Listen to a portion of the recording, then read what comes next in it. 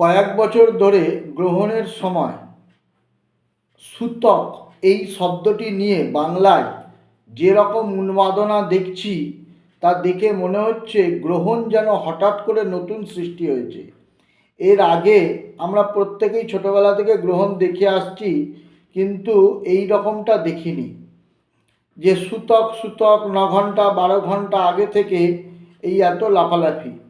তো সাম্প্রতিক সময় এইগুলো দেখে খুব আশ্চর্য লাগছে যে এইগুলো মানুষ পাচ্ছেন কিভাবে।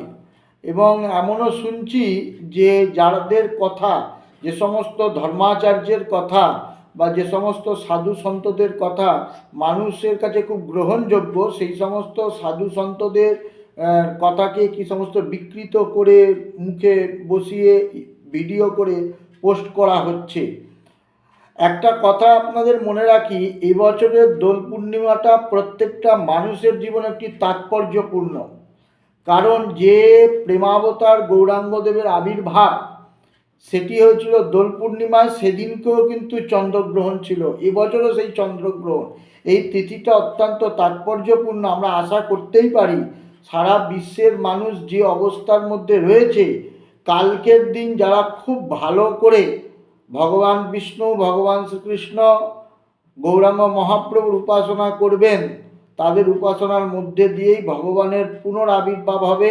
গীতার সেই শাশ্বত বাণীর পুনঃপ্রতিষ্ঠা দেখতে পাবো আমরা, বা বাস্তবায়ন দেখতে পাবো আপনার, যে যখনই ধর্মের মধ্যে গ্লানি প্রবেশ করবে তখনই আবির্ভূত হব। এই সূতক সূতক করে মাথা খারাপ করে নিজেদের ধর্মাচরণ থেকে সরিয়ে রাখবেন না, সরে থাকবেন না। বাংলায় যেন নতুন গ্রহণের কনসেপ্ট এলো এই রকম, এর আগে বাঙালি জানতো না সূতক। কেউ আবার শুনছি বলে দিচ্ছে যখন চন্দ্র উদয় হবে তারপরে থেকে চন্দ্রগ্রহণ শুরু করবে। পঞ্জিকাতে লেখা আছে 3:20, আর অনেকে বলে দিচ্ছে চন্দ্রোদয় হওয়ার পর থেকে গ্রহণ পালন করবে।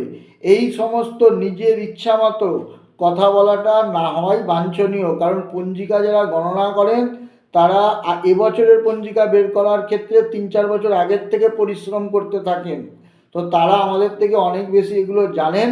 আমরা যারা আলটক্কা কথা বলি, উড়ো কথা বলি, তারা কিন্তু এসব অঙ্ক টঙ্ক কিছু জানি না, বুঝিও না।